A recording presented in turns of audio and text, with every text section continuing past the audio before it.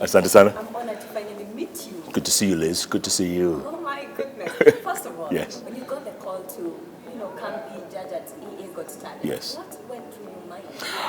I said, what? Where's Ian Bogua? Where's where all the other guys who, we all know as judges? I was kind of shocked, but pleasantly surprised because I said, you know what? I've never done this before. I judge people on a bench and not people on a stage. So it was new for me. So I was very, very excited. What should you expect from Jeff? Maybe the tough judge, the soft judge, the laid-back judge? Everyone keeps asking that question, right? Yes. Are you the Simon Cowell of East Africa's Got Talent? I say, you know what? Stay tuned. Yeah. Oh my. So let's wait and see. It's gonna be smoky. And of course, we know you as this big media personality. Yeah. Any hidden talents you don't know that you have? I love singing. I love singing.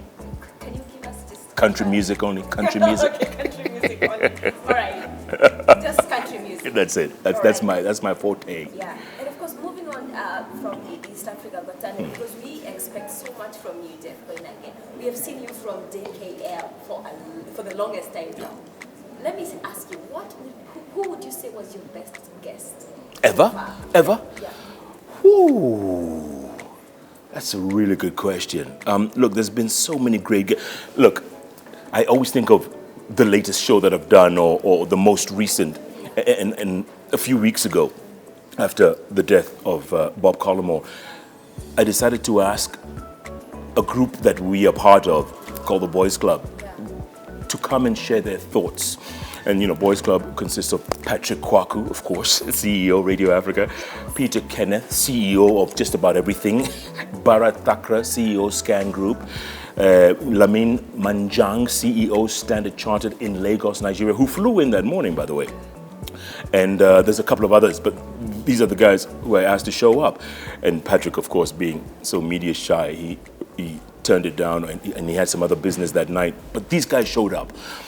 And it was a different kind of JKL. It wasn't the political back and forth. This was like a human side to the show.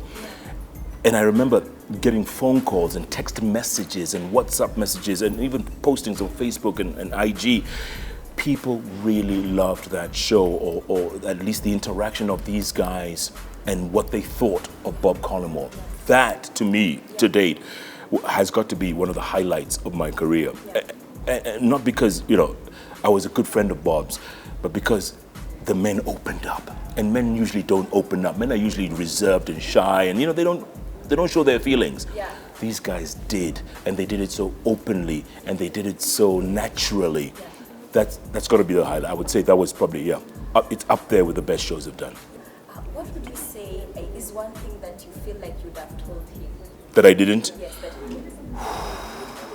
That's a really good question, because it's been more than 2 weeks now. Yeah. And it still hasn't hit me that he's gone. I'm still waiting for him to walk through the door one of these days and say, hey guys, did you miss me?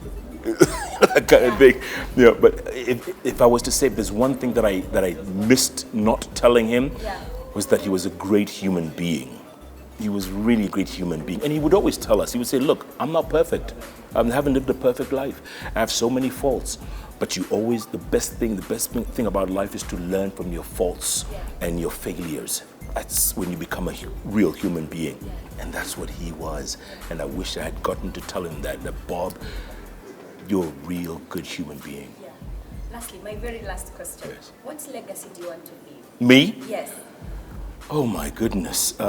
Look, if 10, 20 years from now when people look back and say, remember that oh my guy? Right? He made a change.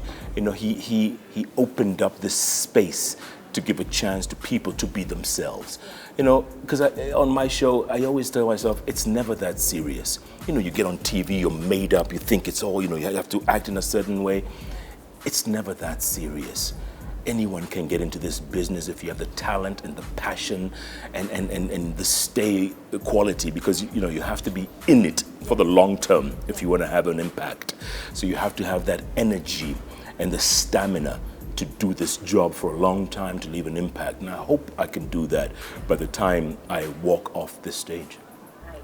Thank you so much. I had so many questions, but because of time, thank you so Thanks, much. Liz. Thanks for your time.